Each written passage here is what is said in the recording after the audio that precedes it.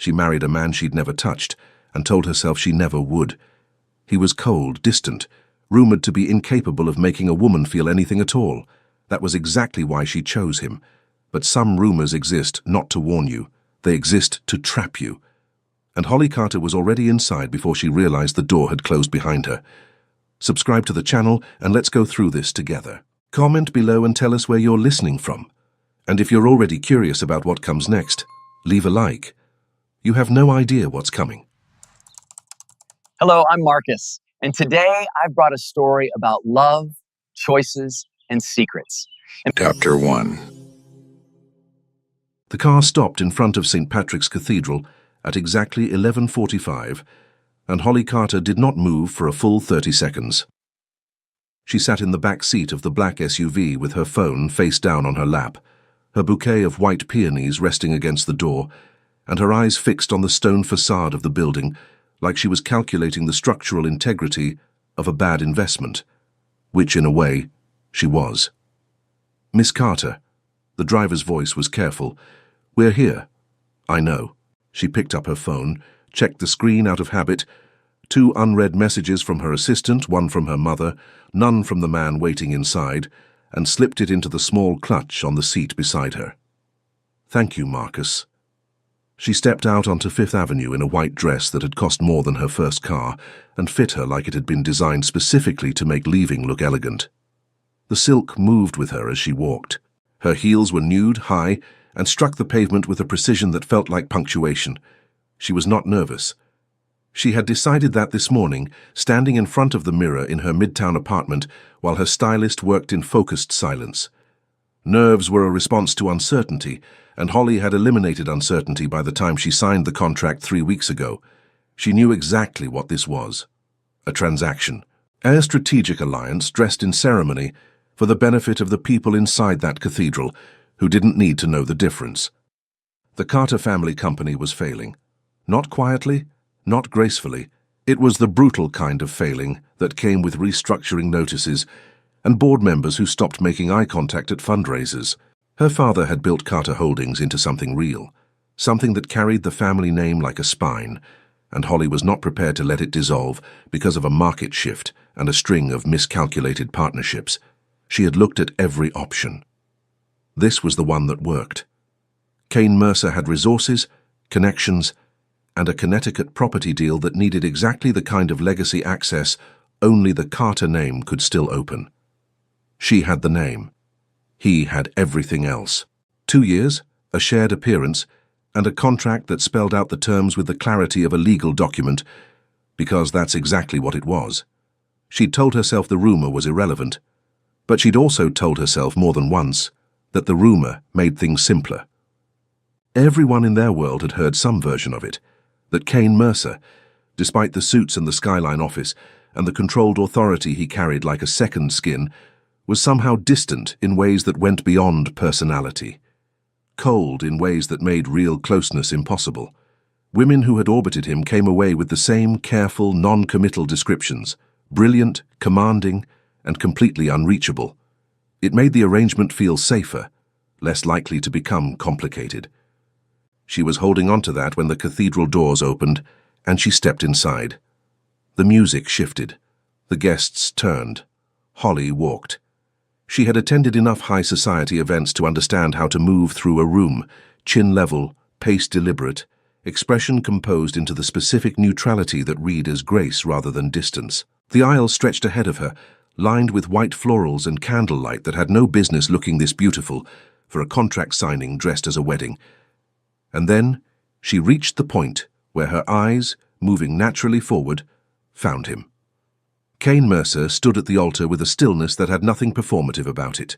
He wasn't striking a pose. He simply existed in that space, with the kind of quiet authority that made everything around him look slightly out of focus by comparison. Dark charcoal suit, impeccably cut, open collar, not careless but deliberate in the way only certain men could pull off. His hands were loose at his sides. His posture was straight. His eyes were already on her, not scanning the room, not adjusting to the moment. Already there, already watching, with a steadiness that felt less like observation and more like recognition. as if he'd already calculated exactly who she was and was simply confirming it in person. Holly didn't falter. She was too disciplined for that. But something shifted in her chest, small and uninvited, like the first vibration before a sound fully forms. "He's part of a contract," she told herself. "Keep walking." She did. The ceremony moved through its required paces, with the efficiency both of them had apparently silently agreed upon.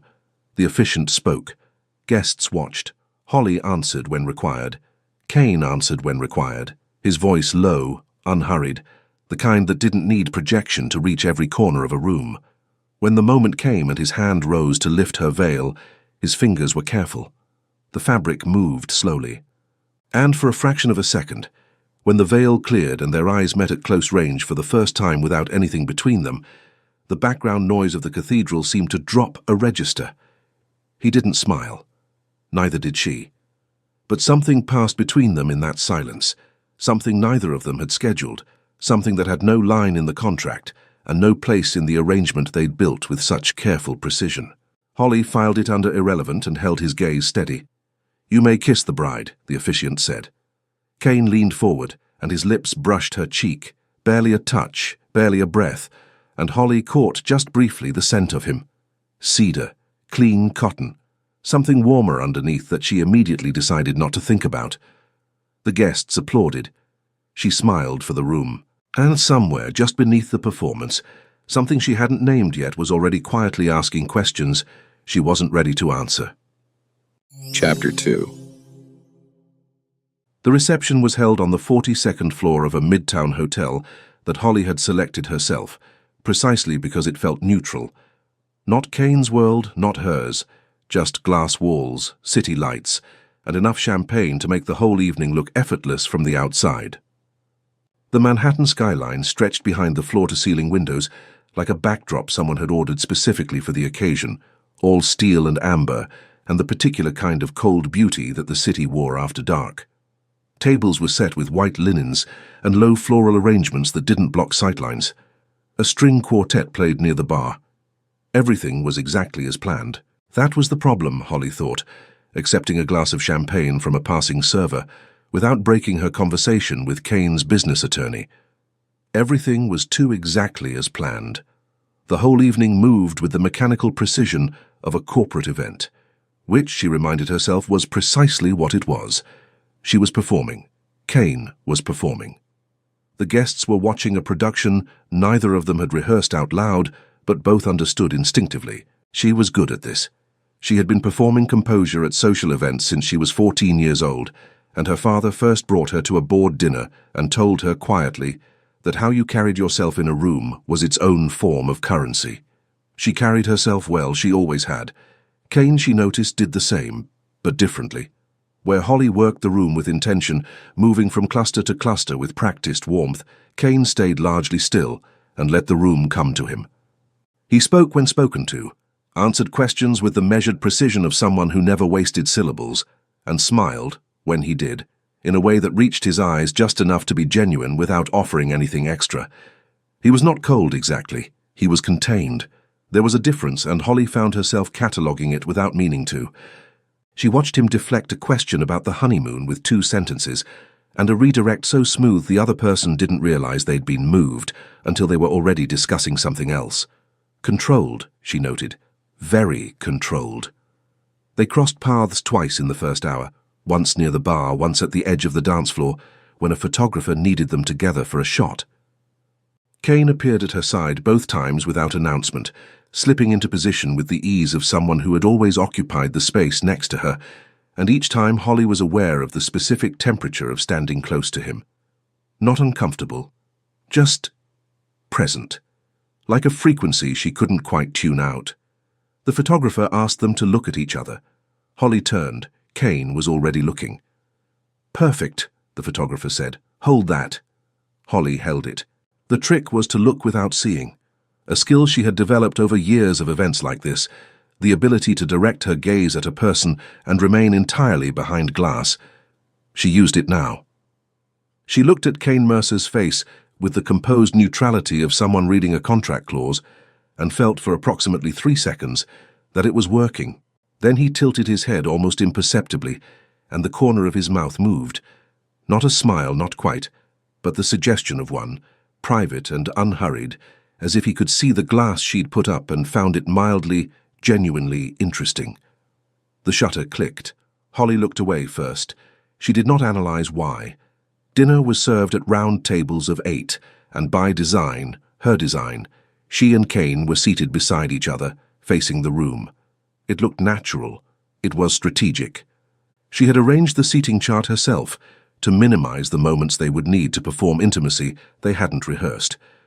What she hadn't arranged for was the way he pulled her chair out without being asked, and then, when she sat, leaned slightly to say close to her ear, "Your assistant has been staring at her phone for the last 20 minutes.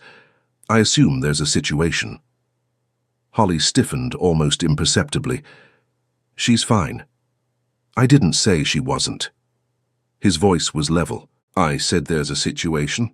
Holly set her champagne glass down and glanced toward the far end of the room, where her assistant, Diane, was indeed angled away from her table, shoulders slightly forward, the body language of someone managing something quietly.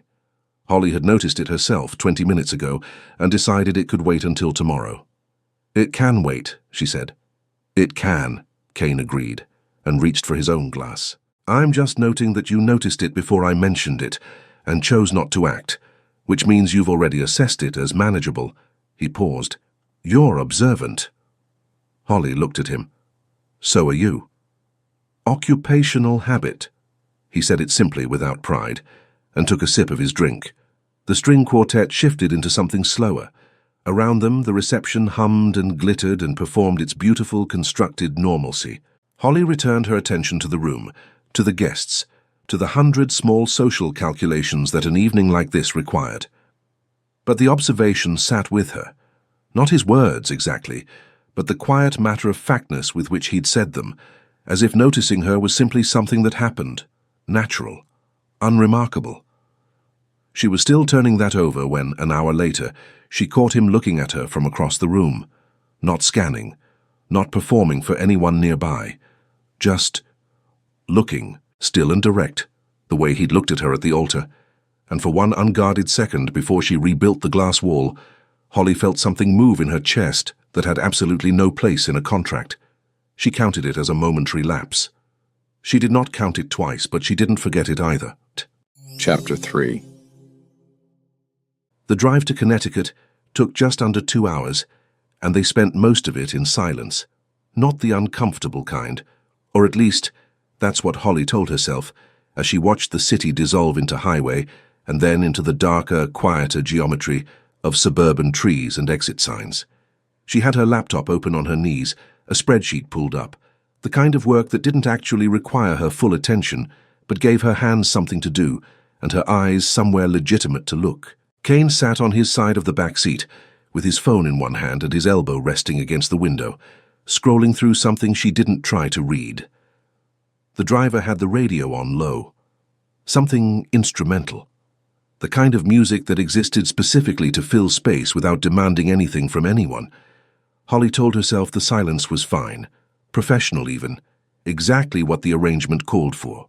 She closed the spreadsheet without saving anything and looked out the window instead. The mansion appeared at the end of a private road flanked by oak trees that were old enough to have opinions. Holly had seen photos during the contract negotiations. She had insisted on a full property overview before agreeing to anything, but photographs had done it the particular injustice of making it look like a showpiece. In person, in the low gold light of early evening, it was something else. 3 stories of dark brick and clean architectural lines, a wide front entrance framed by stone columns, windows that caught the last of the daylight and held it like something worth keeping. It looked like a place where serious people lived serious lives. It looked unexpectedly like a home. "The East Wing is yours," Kane said as the car stopped. His voice was the same as it had been all evening, level, unhurried, offering information without editorializing. "Your things were moved in yesterday. If anything's out of place, let the housekeeper know." "Thank you," Holly said, and meant it in the narrow, functional way she intended. Inside, the house delivered on what the exterior had promised. Clean lines, high ceilings, art on the walls that had been chosen for meaning rather than decoration. Holly moved through the entrance hall and into the main living area slowly, with the careful attention of someone trying to read a room without appearing to. There was a wide sectional in charcoal fabric that looked genuinely used. Bookshelves that covered an entire wall, the volumes arranged without vanity, paperbacks next to hardcovers, some sideways on top of upright rows, several with the spines creased and pages visibly marked. She stopped in front of the shelves without meaning to. The margins of a worn copy of Thinking Fast and Slow were dense with handwriting. Small, angular, filling every available edge with notes that continued onto the inside covers. Next to it, a novel she recognized, its pages so soft from use that it barely held its shape. Next to that, a travel memoir with a boarding pass tucked between pages somewhere in the middle, as if he'd put it down mid-flight and never moved the marker. These were not decorative books. These were read books. Lived-in books. Holly registered this the way she registered everything, quietly, without expression, and filed it somewhere she didn't examine too closely. She found the guitar on the 3rd floor, in a small room off the hallway that wasn't quite an office and wasn't quite a lounge. It was acoustic dark wood, resting on a stand in the corner next to a window that looked out over the back grounds. No case nearby. No sheet music. Just the guitar, positioned like it belonged there, like someone sat in that spot with enough regularity that putting it away would have been the strange choice. Holly stood in the doorway for a moment, then kept moving. Her room was at the end of the east hallway, large, quiet, with a bathroom that had heated floors and a window seat that overlooked the garden. Her suitcases had been unpacked and her clothes arranged in the wardrobe with a precision that suggested the housekeeper had taken the task seriously. Her laptop charger was on the desk. Her skincare was in the bathroom. Her book, the one she'd been carrying in her bag for 3 weeks and barely opened, was on the nightstand. She sat on the edge of the bed and let herself have 30 seconds of not performing anything for anyone. Then she heard footsteps in the hallway, unhurried, certain. A knock, 2 beats measured. "Come in," she said, and hated slightly that her voice came out steady. Kane opened the door and stood at the threshold, not entering, just present, one hand resting on the doorframe. He was still in his dress shirt from the ceremony, sleeves now rolled to the elbows, the collar open. He was holding 2 mugs. "Tea," he said. Holly looked at the mugs. "I didn't ask for tea." "I know." He crossed the room with the ease of someone moving through familiar space and set one of the mugs on the nightstand beside her book. Steam rose from it in a slow, unhurried curl. "Long drive." She looked down at the mug. Earl Grey. 2 sugars. The temperature exactly what she would have asked for if she had asked. She had not told him how she took her tea. She was certain of that. "How did you—" "Your assistant mentioned it once during the contract meetings." He said it simply, already moving back toward the door. "When she ordered your coffee wrong and you corrected her." He paused at the threshold. "Good night, Holly." "Good night," she said, quietly, to the space he'd already left. She picked up the mug with both hands and held it for a long moment, looking at the open doorway. The hallway beyond it was still. The house around her was large and clean, and full of a silence that somehow felt less empty than she had expected. She took a sip of the tea. Chapter 4. The first week passed the way Holly imagined parallel lines did, close enough to feel each other's presence, never actually meeting. They had breakfast at different times. They worked in separate spaces, she at the desk in her room, he in the home office on the 2nd floor, whose door was always open but never quite an invitation. They crossed paths in the kitchen, in the hallway, once on the back porch when Holly had stepped outside with her second coffee and found him already there, leaning against the railing with his phone in hand, looking out at the grounds with the focused stillness of someone thinking through a problem. He had nodded. She had nodded back. They had stood in companionable non-conversation for 4 minutes before she went inside. She had counted the minutes. She wasn't sure why. By the 5th day, the silence had begun to develop texture. It was no longer just the absence of sound. It was a thing with weight and temperature, shifting depending on how close they were standing and what neither of them was saying. Holly noticed it, the way she noticed changes in air pressure. Subtle, undeniable, something worth paying attention to. Kane, she was discovering, was not what the rumors had outlined.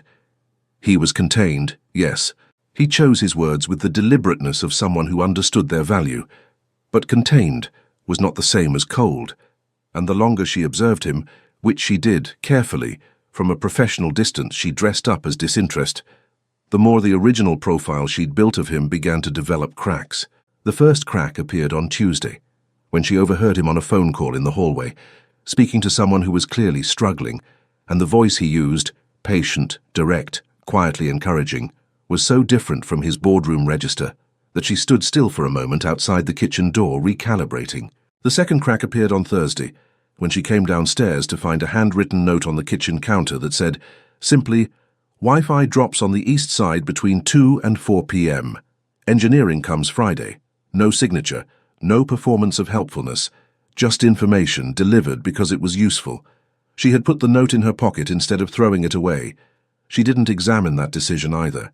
The actual shift happened on Friday evening, when Holly came downstairs at 11 p.m. because sleep had decided to be uncooperative, and the kitchen was the only room in the house that felt casual enough to inhabit without purpose. She was wearing an oversized Columbia sweatshirt, leggings, hair up in the particular chaotic way it went when she stopped managing it, and she was absolutely not expecting company. Kane was already at the counter.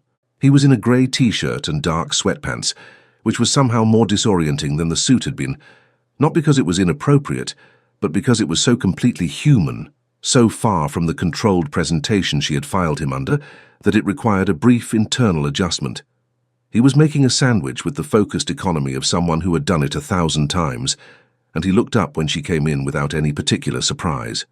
"Couldn't sleep," she said. It wasn't a question and it wasn't quite a statement, just an acknowledgement. "No," he agreed and slid the cutting board slightly to the left, making space at the counter without making a production of it. Holly opened the refrigerator and stood in its cold light for a moment, surveying. "You have an absurd amount of condiments for someone who lives alone." "I had a chef for 3 years who believed condiments were a moral position." He didn't look up. "Some of it is ideological inheritance." Holly turned to look at him. "Did you just make a joke?" "I'm capable of them occasionally." He picked up his plate and moved to the kitchen island, settling onto one of the stools with the ease of someone entirely comfortable in their own space. "Don't look so surprised. It's unflattering." "I'm not surprised," she said, which was not entirely true. "I'm reassessing." "Reassessing what?" She pulled out leftover pasta from the second shelf and found a fork.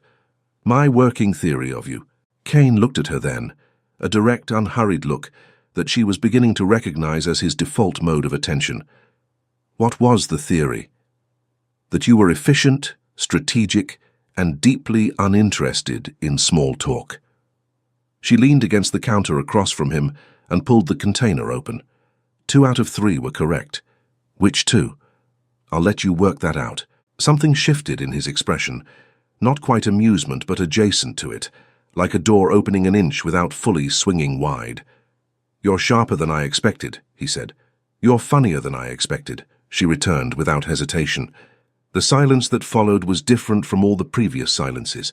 It had a current to it, something live and slightly dangerous, the way the air felt before a summer storm when the pressure hadn't broken yet, but every nerve in your body already knew it was coming. Holly ate her pasta. Kane finished his sandwich. The kitchen held them both in its low light, and outside the Connecticut night pressed against the windows, dark and indifferent to everything happening inside the house.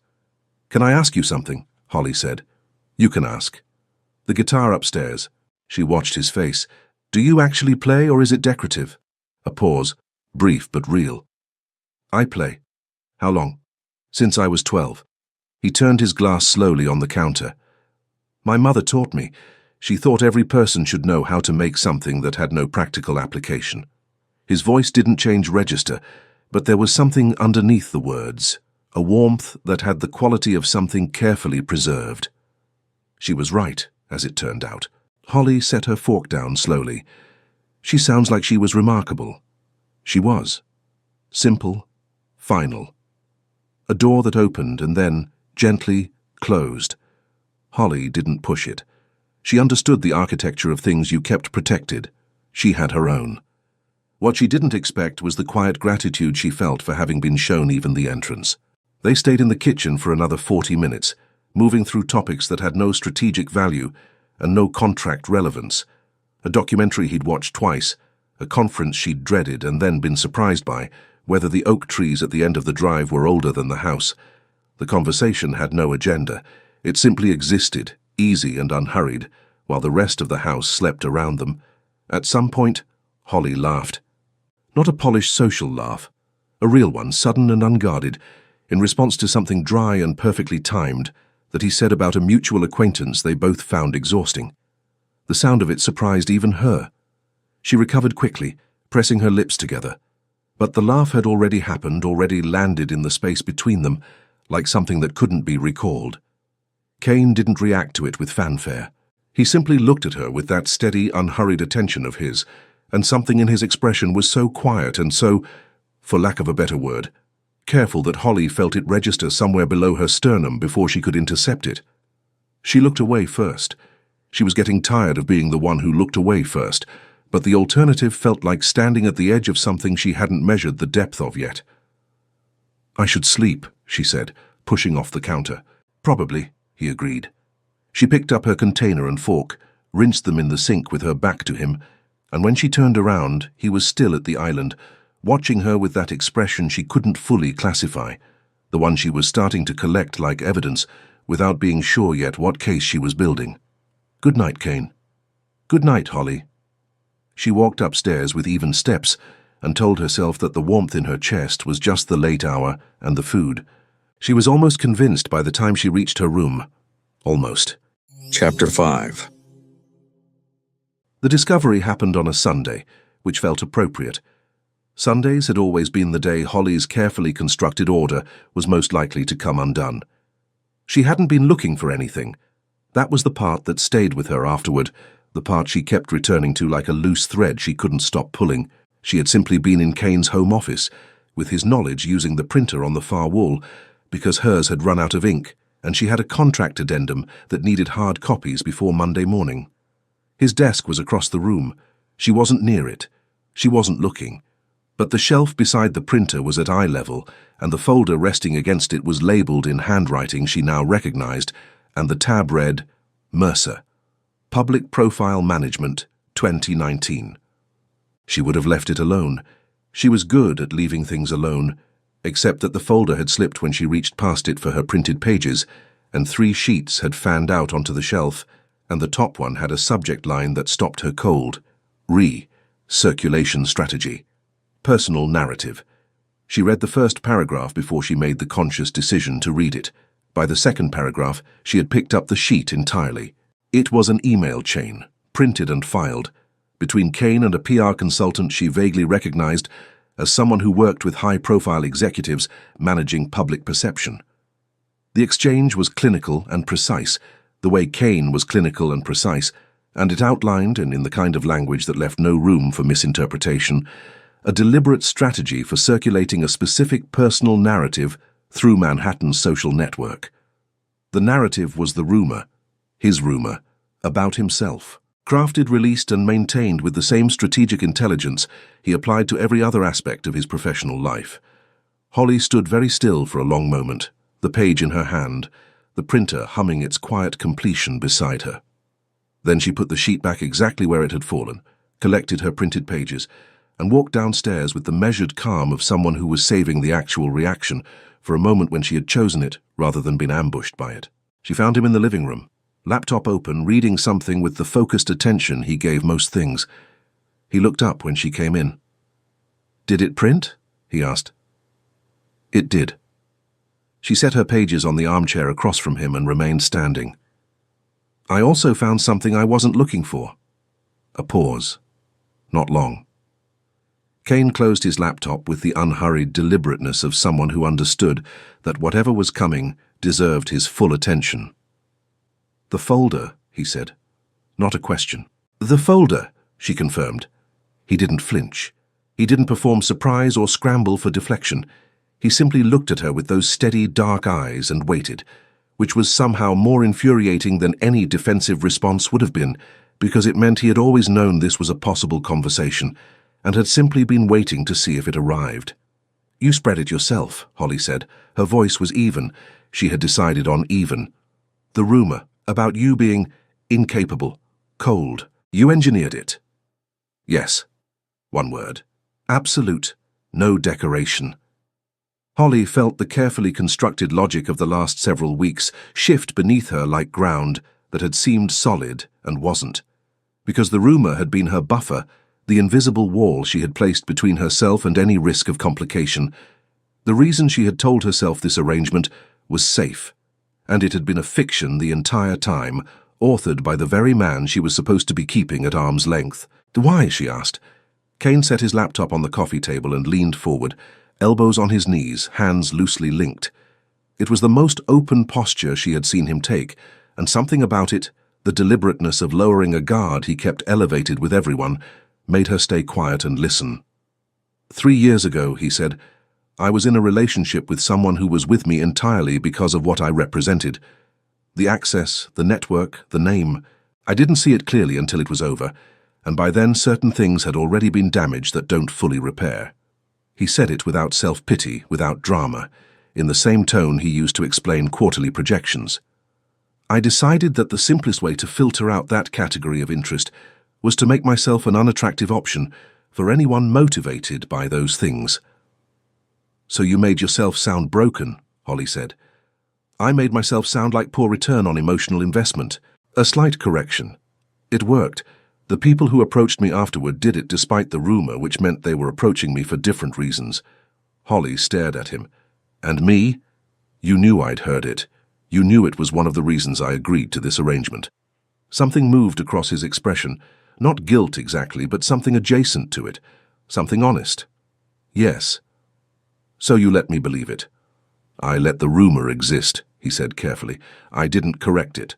There's a distinction, but I understand if it doesn't feel like one from where you're standing. Holly laughed, a short, humorless sound. It really doesn't. She walked to the window and stood with her back to him, looking out at the grounds without seeing them. The oak trees at the end of the drive were visible from here, dark and steady in the grey Sunday light, entirely indifferent to the reconstruction happening inside the house. She had built her sense of safety in this arrangement on a foundation that turned out to be a story he'd written. Everything she had used to convince herself that this was manageable, containable, risk-free, gone. Not because he was dangerous, but because the careful distance she had constructed had been built on a lie, which meant the distance itself wasn't real either, which meant she had no idea how close she had actually been standing this whole time. She heard him stand, heard his footsteps, measured, deliberate, cross the room toward her. He stopped close enough that she could feel the warmth of him at her back, but he didn't touch her. He never pushed. That was the thing about Kane Mercer that kept dismantling her defenses from the inside. He never pushed. Holly. She turned around. He was closer than she'd calculated. Close enough that she had to tilt her chin slightly to hold his gaze. Close enough that she could see the specific quality of stillness in his face. Not coldness, never coldness, but the careful control of a man who was holding something back with both hands and choosing deliberately to keep holding it. I should have told you, he said quietly. Before the contract. You deserve to make that decision with accurate information. The apology was clean and real, and offered without negotiation. Holly recognized it as the kind that cost something. She searched his face for a long moment. The anger was still there, quieter now, but present, smoldering under everything else. And underneath the anger was something more complicated, something she wasn't ready to name, something that had been growing in the margins of every interaction they'd had in this house, and was now standing in the middle of the room, demanding to be acknowledged. Don't lie to me again, she said. Not by omission, not by strategy, not by convenient silence. I won't. They stood there, centimeters of charged air between them, neither moving forward nor stepping back. The Sunday light was flat and grey through the window. The house was entirely quiet. Holly became aware, with a precision she couldn't talk herself out of, that her heart was beating faster than the situation logically required. She stepped back first, one step, just enough to restore the distance that no longer meant what it used to. I need to review my contracts, she said. I know, he said softly. She picked up her pages from the armchair and walked toward the hallway, and she made it all the way to the bottom of the stairs before she stopped, hand on the banister, and stood there for a moment that had no practical purpose except that her feet had simply decided not to move yet. Behind her, the living room was silent.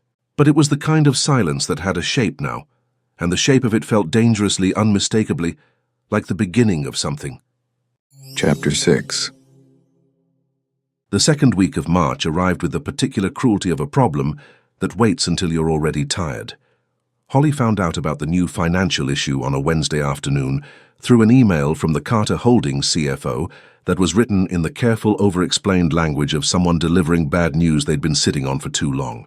She read it once at her desk, then read it again more slowly, then set her phone face down on the surface and stared at the wall for approximately 90 seconds while her mind did what it always did under pressure, catalogued, assessed, and began building a response architecture before the emotion had fully processed. The situation was specific and ugly. A secondary creditor, one whose exposure hadn't been fully captured in the original financial disclosure, had surfaced with a claim that the contract with Kane didn't cover, not because anyone had been dishonest, but because the original audit had missed a layer of liability buried under 2 shell company transfers that her father's former CFO had structured years ago with the kind of creative accounting that only became visible when someone with fresh eyes went looking. Someone had gone looking. The exposure was significant, not catastrophic, not yet, but significant enough that left unaddressed for another 30 days, it would become the kind of problem that made headlines in the business section and phone calls from board members who had run out of patience.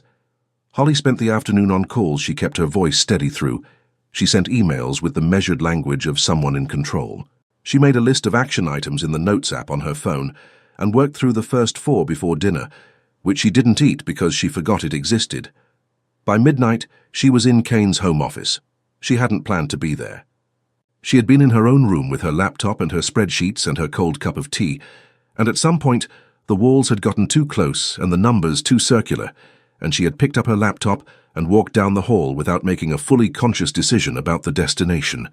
Kane's office had the bigger monitor. That was the practical reason. She held onto it. The room was dark when she arrived.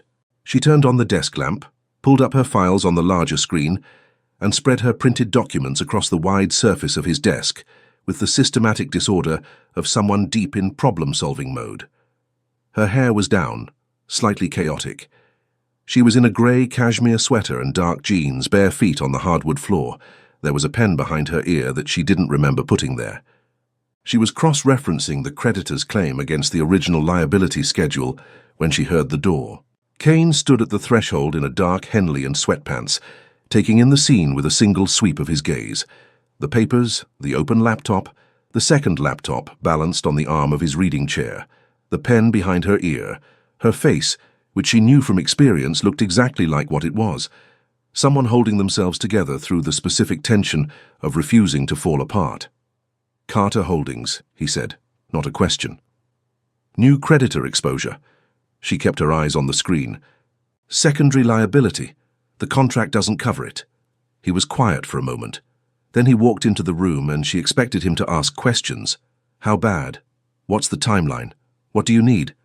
But he didn't ask any of that. He simply pulled the second chair from the corner of the room, positioned it beside her at the desk and sat down. Show me the structure, he said. Holly looked at him. Kane, this isn't your...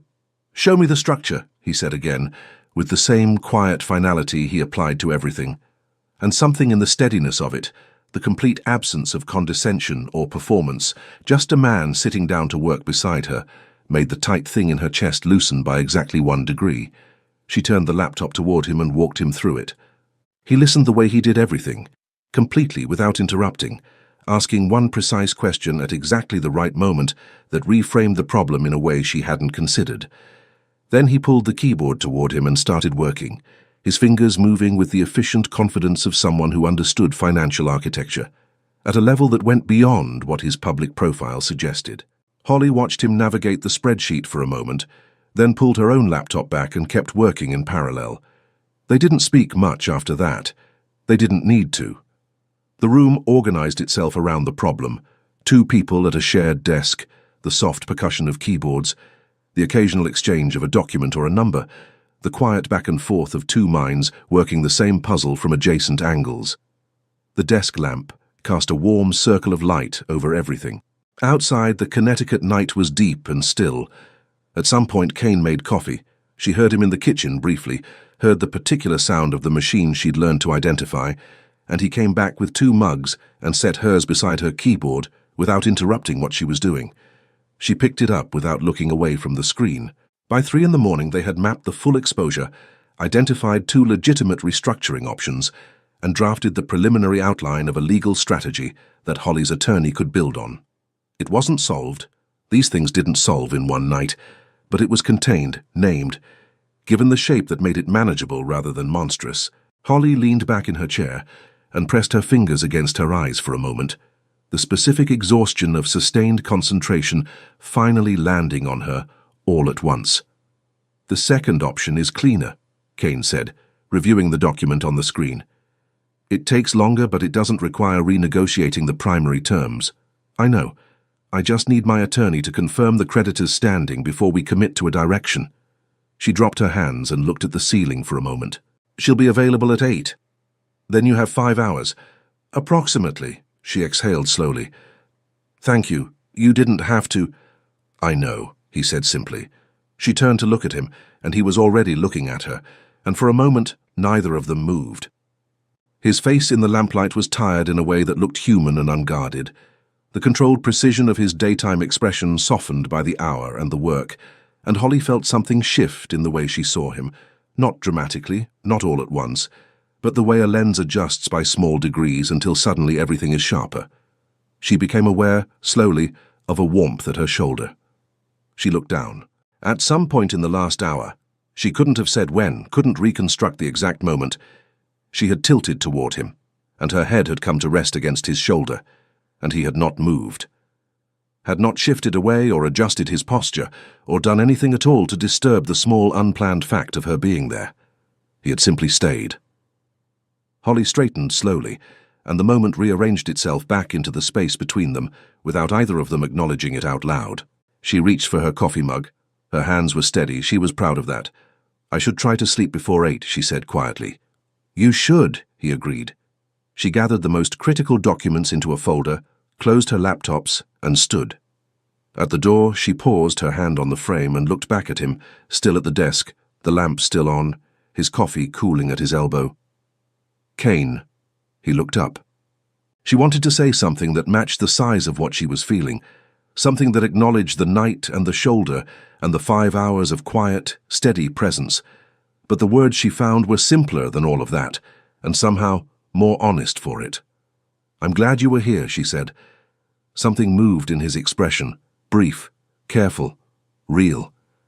"Get some sleep, Holly," he said softly. She walked down the hall to her room and lay down on top of the covers without changing, and stared at the ceiling in the dark, and listened to the silence of the house around her, which no longer felt large or empty or indifferent, but instead felt like something that held her quietly without being asked. She was asleep before she finished deciding what to do with that. Chapter 7. Fear, Holly had learned a long time ago, was most dangerous when it arrived dressed as logic. She recognized it on Thursday morning, 3 days after the night in the office, 3 days after the shoulder and the coffee and the 5 hours of quiet that had rearranged something inside her she hadn't given permission to be rearranged. She recognized it because it arrived wearing the language of reason, of caution, of contractual clarity. It said things like "you're confusing proximity for connection," and this is exactly the kind of complication the arrangement was designed to prevent, and you know better than this, Holly. She listened to it. She always listened to logic, even when it was fear in disguise. By Thursday afternoon, she had rebuilt the distance with the methodical precision of someone repairing a wall they knew well. Formal language returned. Not cold, never overtly cold, but measured in the way the first week had been measured before the late nights and the kitchen and the laugh she hadn't been able to take back. She answered his questions about the creditor situation with professional brevity. She thanked him for his help, with the specificity of someone closing an account. She stopped appearing in the kitchen after 10 p.m. Kane noticed. She knew he noticed because he was Kane, and Kane noticed everything, and because the quality of his stillness shifted in a way she had learned to read. Not hurt, not reactive, but careful in the way of someone who understood that a door had been closed and was choosing not to knock. He respected it. Of course he did. He always respected the boundaries she set, which was somehow the most destabilizing thing about him. The house felt different in the days that followed. Not hostile. Nothing between them was ever hostile. But the air had changed, the way a room changes when a window that had been open is quietly shut. The warmth that had been building in the margins of their shared evenings contracted back into the clean, parallel lines of two people coexisting by agreement. They had breakfast at different times again. The home office door, which had drifted toward open over the preceding weeks, was closed more often now. Holly worked. She worked with the focused intensity she had always used as both a tool and a shelter, filling her hours with calls and documents and strategic planning until the evenings arrived empty, and she filled those too, with reading she didn't absorb and television she didn't follow, and long baths that were supposed to be relaxing and mostly weren't. On Saturday, she drove into the city for lunch with her friend Margot, who had known her since college, and had the particular gift of asking the exact question Holly least wanted to answer. They were at a small Italian place in the West Village that Margot had been coming to since her 20s. Corner table, natural light, the kind of place that encouraged honesty through sheer pleasantness of atmosphere. Margot had ordered wine before Holly sat down, which was either a social grace or a tactical decision. Possibly both. "You look like someone who's been sleeping badly and pretending otherwise," Margot said, with the directness of a decade of friendship. "I've been managing a financial situation," Holly said, "for Carter Holdings." "Yes. And how is the husband?" Margot asked, in the careful, curious tone of someone who had heard the official version of the marriage and had quietly formed her own opinions about the gaps in it. Holly picked up her water glass. "He's fine. We're fine. Everything is operating as intended." Margot looked at her for a long moment with the expression of someone fluent in the specific dialect of Holly Carter's deflections. "You said operating," she noted, "like he's a piece of software." "I said it because it's accurate." Margot swirled her wine. "I ran into Diane yesterday, by the way. Your assistant." Holly looked up. "She mentioned, just in passing, that Kane turned down the London deal." Margot kept her voice conversational, light, entirely innocent of the precision she was deploying. "The Harwick Group acquisition. Apparently it would have meant 3 or 4 months overseas." She paused. "He declined it. Diane heard it from his assistant. Said he told them there were things here that needed his attention." The words landed with a quietness that Holly had no immediate structural response to. She set her water glass down carefully. "That's a business decision," she said. "He has several ongoing projects here." "Of course," Margot agreed pleasantly. "It has nothing to do with... It's not relevant to our arrangement." "Of course not," Margot said again in exactly the same tone, and took a sip of her wine with the serene patience of someone who had made her point and was content to let it work on its own timeline. Holly ate her lunch. She participated in the rest of the conversation with the social fluency she had developed over a lifetime of performing normalcy through internal weather. She asked about Margot's work, about the apartment renovation, about the man Margot had been carefully not mentioning for 3 months. She laughed at the right moments. She refilled her water glass twice, but the words were still there when she got back into the car. Things here that needed attention. She sat in the back seat of the rideshare with her hands in her lap and watched Manhattan move past the windows and told herself firmly and clearly that it didn't mean anything specific. Kane Mercer was a man with complex business interests and multiple active commitments, and any number of reasons to decline a deal that required extended absence. The fact that she had immediately, instinctively placed herself at the center of the reason was exactly the kind of thinking she had spent the last 3 days dismantling. She was not the reason. She was not the center. She was a contractual arrangement that had gotten slightly blurred at the edges during a vulnerable night, and she had correctly identified that blurring and correctly addressed it, and the distance she had rebuilt was the right decision regardless of what his assistant had mentioned to her assistant, over whatever casual conversation had passed between them. She was still building that argument when she got home. Kane was in the living room. He was on a call, standing at the window with his back to the room, one hand in his pocket, speaking in the low, focused tone of someone deep in a professional negotiation. He didn't hear her come in. Holly stood in the entrance hall for a moment, her coat still on, her bag over her shoulder, and looked at the line of his shoulders against the window and the grey afternoon light that fell across the room, and the particular quality of stillness he carried even in motion. Something in her chest pulled in a direction she had specifically told it not to pull. She walked upstairs quietly and didn't examine it. But that night, lying in the dark with the house settled around her, she found herself aware of every sound. The distant close of a door, footsteps in the hall, the specific silence that followed and meant he was on the other side of the wall she was staring at. The distance was doing what distance was supposed to do. It was keeping things safe, keeping things manageable.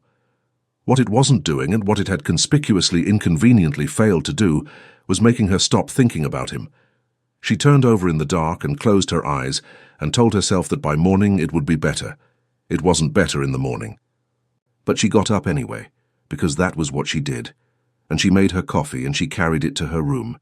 And she sat at her desk and opened her laptop and began her day with the focused determination of someone who had decided once more that discipline was enough.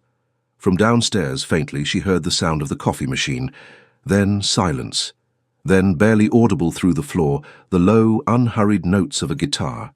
She sat very still with her hands on her keyboard and listened without meaning to, and the melody was quiet and unfinished and entirely devastatingly human. And she stared at her screen for a long moment before she remembered how to type. Chapter 8. The invitation had arrived 3 weeks ago, and Holly had RSVP'd yes before she fully thought through what yes meant. The Harwick Foundation Gala was the kind of event that Manhattan's financial and social elite treated as mandatory attendance. Not because anyone particularly enjoyed it, but because absence was noticed and interpreted, and in certain circles, interpretation was everything. Black Tie, Park Avenue, the kind of venue that had hosted enough significant conversations to have absorbed them into its walls. Holly had attended 4 times before. She knew the rhythm of it. Arrive composed, work the room strategically, leave before the speeches ran long. What she hadn't fully accounted for 3 weeks ago when she clicked confirm was that this would be their first major public appearance as a couple since the wedding, and that the weeks between then and now had constructed an interior landscape between herself and Kane that she had absolutely no intention of displaying to 300 people with excellent memories and poor boundaries. She told herself it was fine. She was a professional. She had performed composure under worse conditions. She put on the dress, deep navy fitted through the bodice, a neckline that was elegant without being obvious, and stood at the mirror in her room and looked at the woman looking back at her, and gave herself the same quiet instruction she always did before difficult events. Hold the line, Holly, just hold the line. Kane was waiting at the bottom of the stairs. He was in a black tuxedo that had been made for his measurements, no tie, the collar open in that way that was becoming familiar to her, deliberate, unhurried, entirely his own. He looked up when he heard her on the stairs, and the look he gave her lasted exactly long enough to register, before he adjusted it back to neutral. But Holly caught it, filed it, and felt the warmth of it move through her before she could redirect it somewhere useful. "Ready?" he said. "Always," she said. The car moved through Manhattan with the particular luxury of Friday night traffic, slow enough to feel the city, fast enough to feel contained within it. They sat on their respective sides of the back seat with the careful, practiced distance of the last several days, and Holly looked out the window, and Kane looked at his phone, and the silence between them had the specific texture of 2 people not saying several things simultaneously. The gala was exactly what galas were: beautiful, strategic, exhausting in the particular way of events that required sustained performance. They moved through the room together, not touching but proximate, the way the arrangement required. And Holly did what she did well: smiled, engaged, redirected, managed.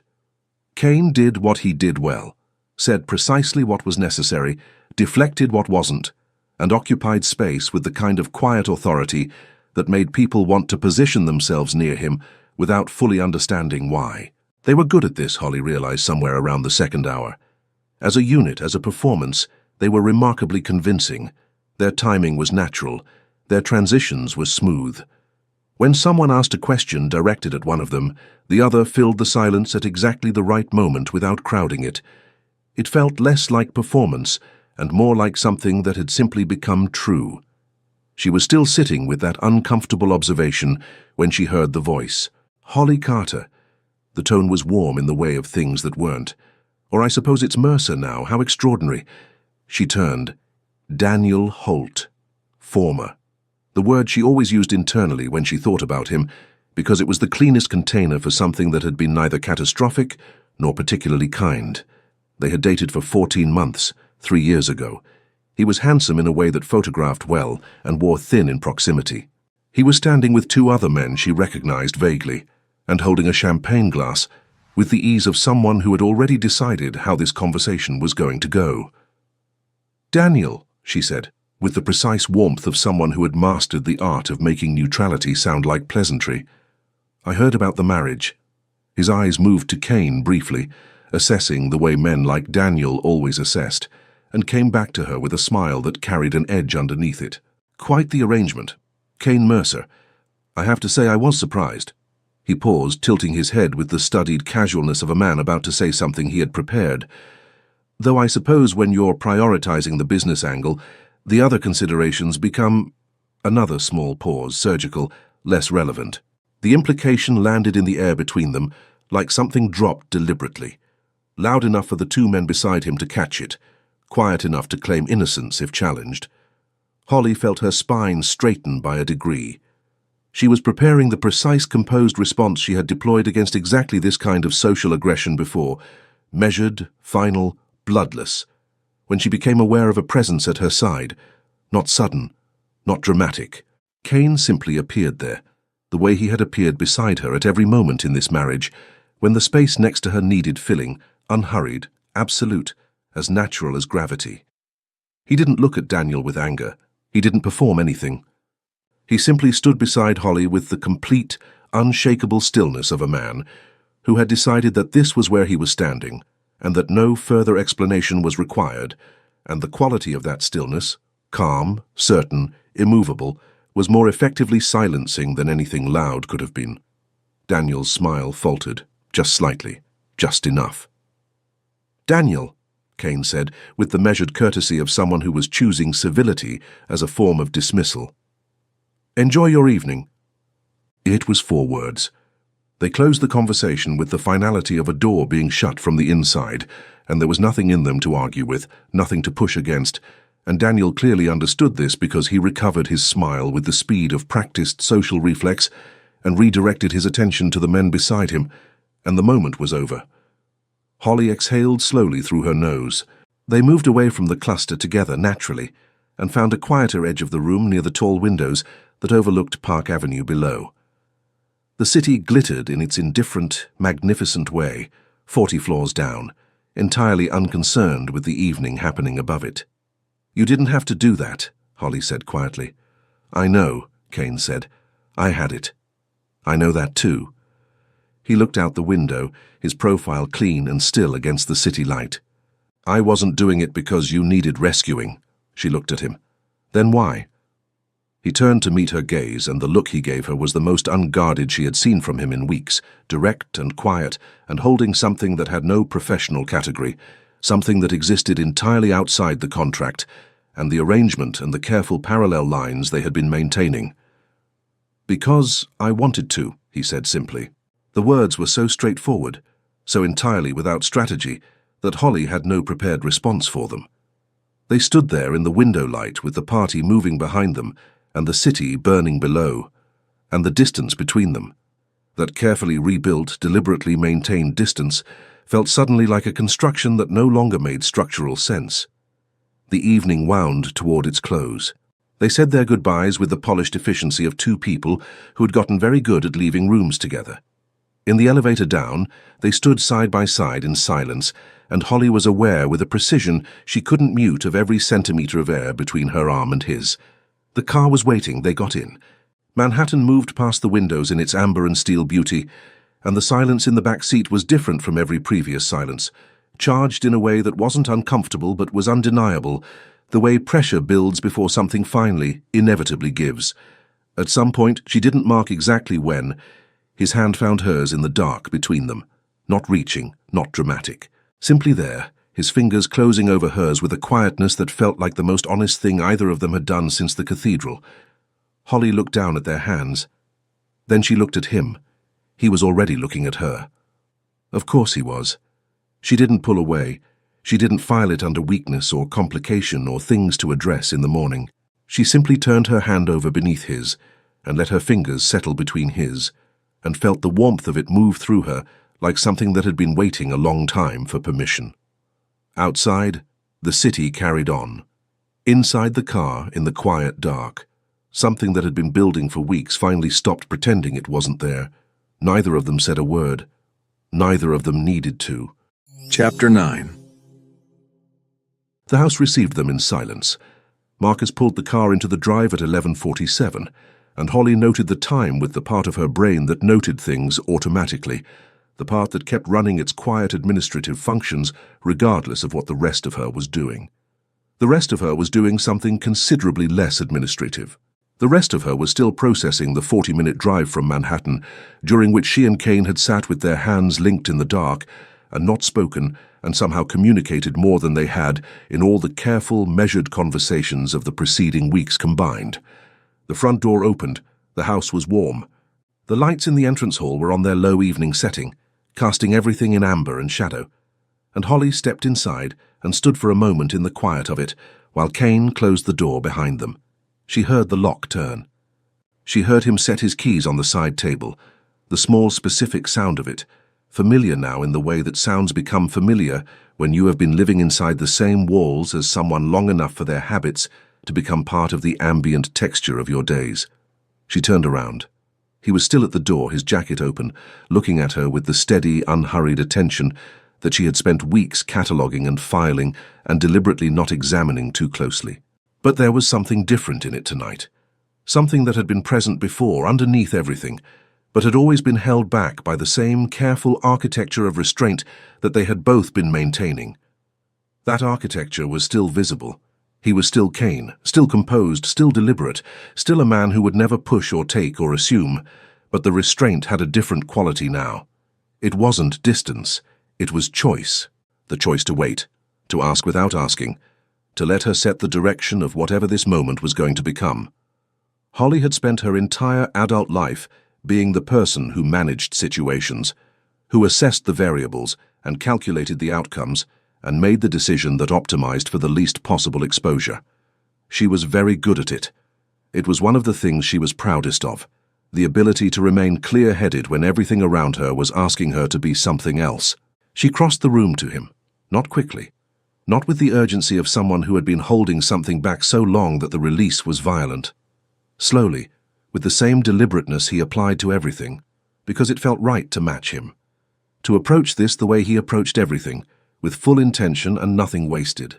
She stopped in front of him, close enough that she had to tilt her chin to hold his gaze, close enough to feel the warmth radiating from him in the cool air of the entrance hall, and she looked at him for a moment without saying anything, reading his face the way she had learned to read it over these weeks, past the composure, past the control, into the specific quality of stillness that meant he was feeling something he was choosing not to perform.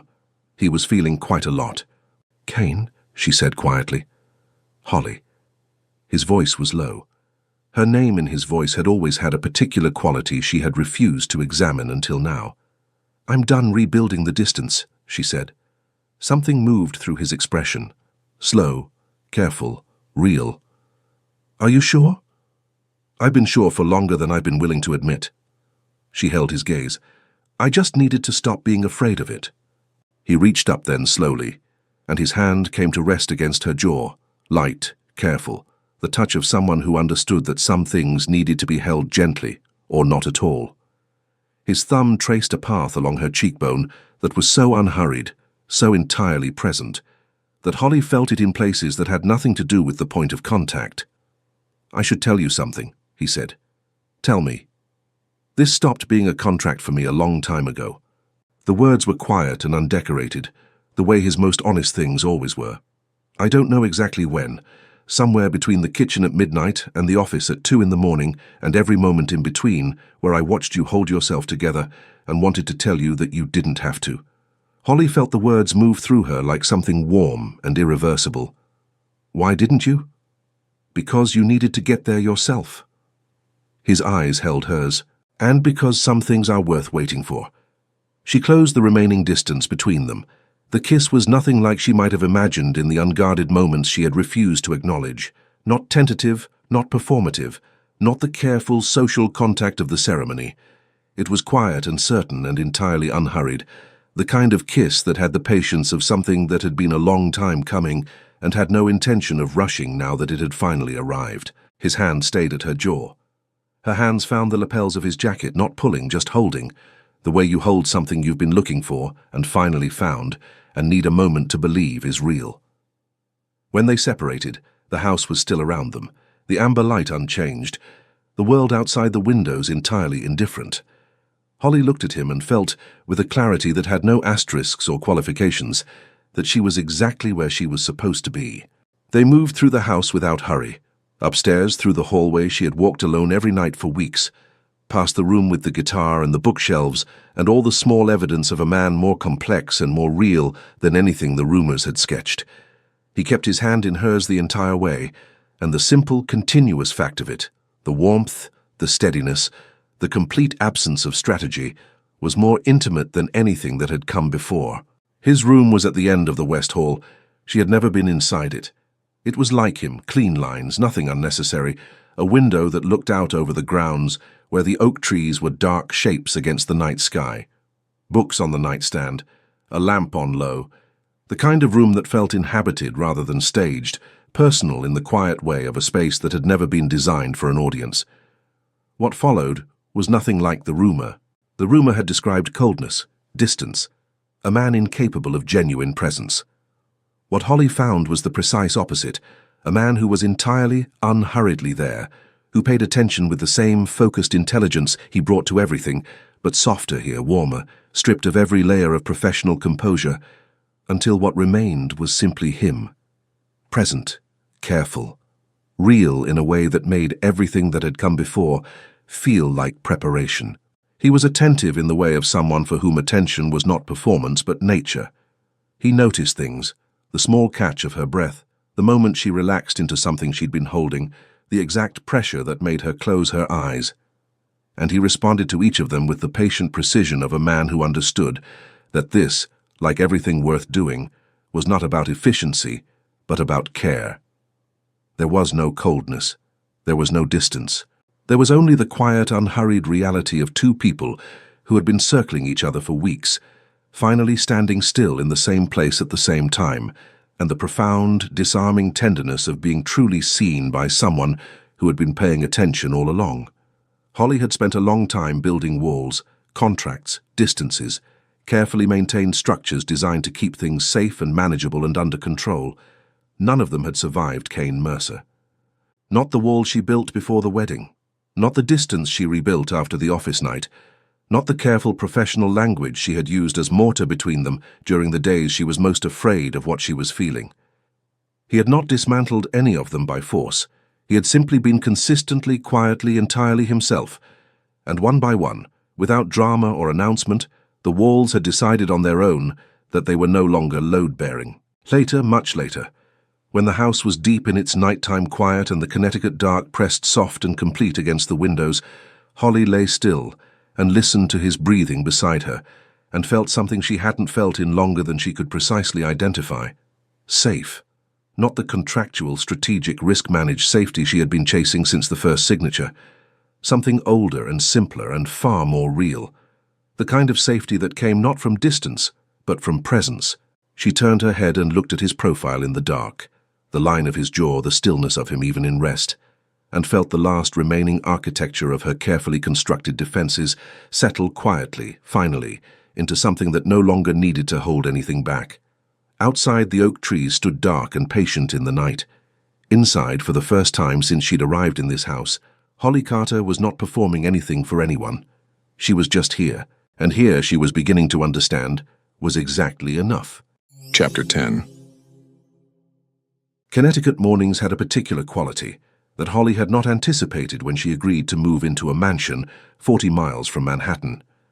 They were slow, not in the frustrating way of things that refused to begin, but in the generous way of things that understood there was no need to rush, light that arrived gradually rather than demanding, birdsong that built in layers rather than announcing itself, a silence between sounds that felt inhabited rather than empty. She had grown up in the city, had spent her entire adult life calibrated to the pace of a place that treated stillness as inefficiency, and she had expected to find Connecticut mornings restless, something to endure between the work that ended at night and the work that began after coffee. She had been wrong about that. She had been wrong about a number of things. She was aware of all of them this morning. The light came through the West Hall windows at an angle that turned everything it touched to something warmer than its actual color. The hardwood floor, the white of the bedding, the edge of Kane's shoulder, where it rose above the covers beside her. Holly lay still for a moment and let herself simply be awake, which was something she rarely did. Usually the transition from sleep to consciousness was immediate and functional, her mind already moving toward the first task before her eyes had fully adjusted. This morning her mind was quiet in a way that felt less like the absence of thought and more like the presence of something too complete to require addition. She turned her head. Kane was already awake. He was on his back, one arm behind his head, looking at the ceiling with the focused stillness of someone thinking through something at a comfortable pace. He hadn't reached for his phone. He hadn't moved toward the day with any urgency. He was simply there, awake and unhurried, in the way of a man entirely at ease with the present moment.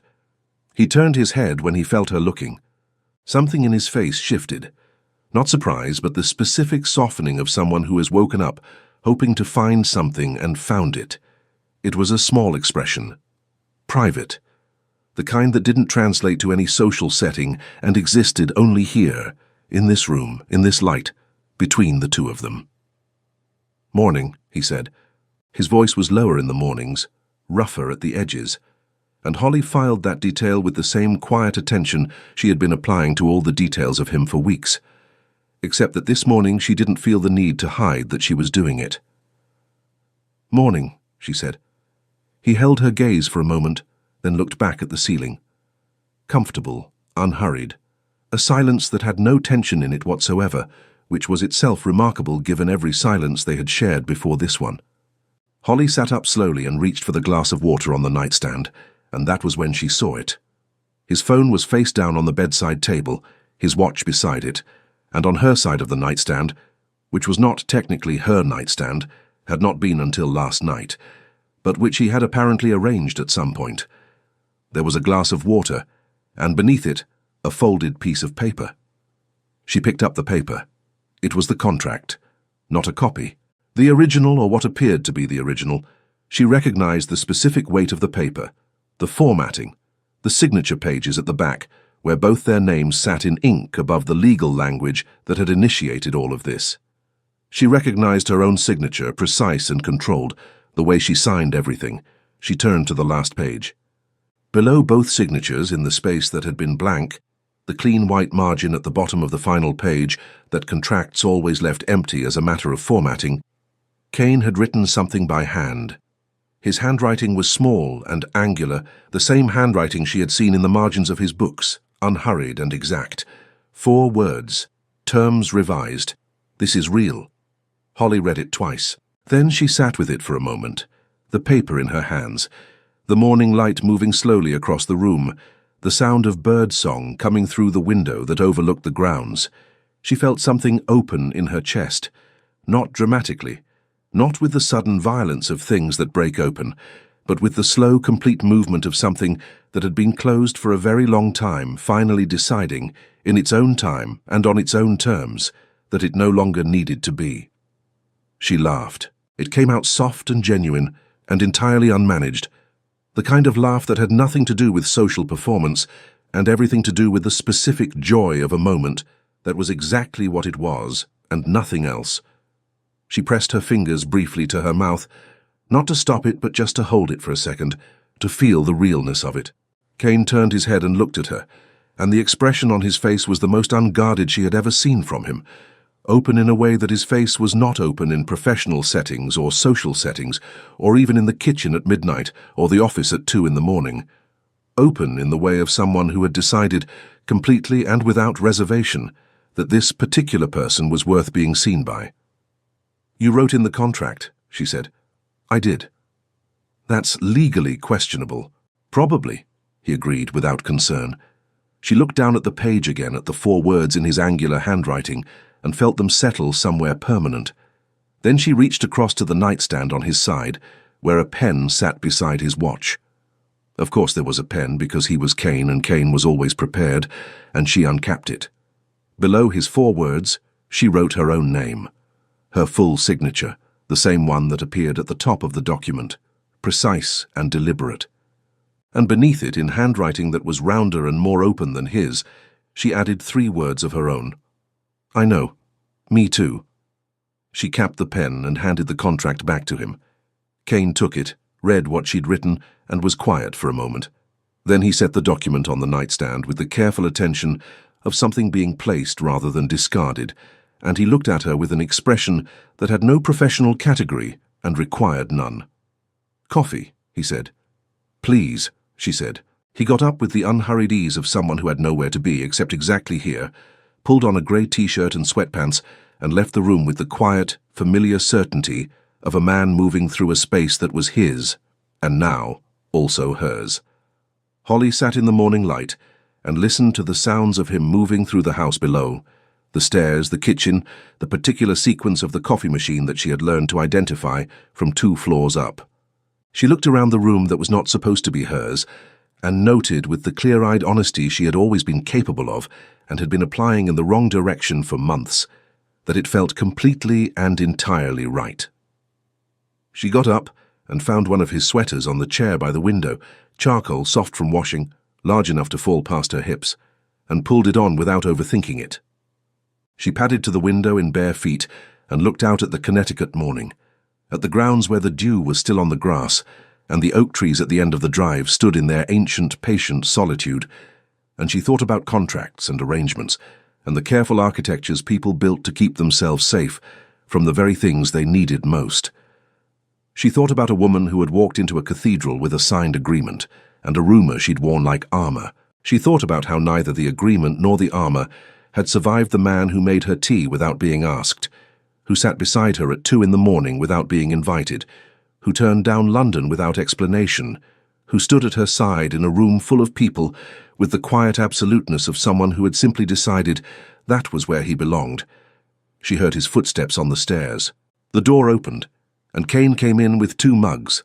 Earl Grey for her, black coffee for him, a fact she knew now with the same certainty she knew her own preferences, and he crossed the room and handed her mug over and stood beside her at the window, looking out at the same morning she had been looking at, close enough that their shoulders touched in the easy, unannounced way of people who had stopped keeping track of the distance between them. They stood like that for a while. The morning moved at its generous Connecticut pace. The coffee was exactly right. Holly thought about the contract on the nightstand, with its revised terms and its 2 signatures, and the handwriting of 2 people who had started a transaction and ended up somewhere neither of them had planned for, and both of them, she understood now, had needed. She leaned her head against his shoulder. Kane's arm came around her, unhurried and complete. Outside, the oak trees stood in their patient morning light, and the grounds stretched out green and quiet, and somewhere in the distance a bird made a sound like the beginning of a sentence that didn't need finishing. Holly Carter, Mercer, she supposed, actually Mercer now in all the ways that mattered, held her tea with both hands and felt, for the first time in longer than she could precisely measure, that she was not managing anything, not performing anything, not maintaining any distance or rebuilding any wall or calculating any risk. She was simply here, in a house that had become a home, with a man who had become something the contract had never thought to name, and it was, without qualification or reservation, exactly enough. She came to the altar with a contract and a wall around her heart. She left with something no legal document could ever contain.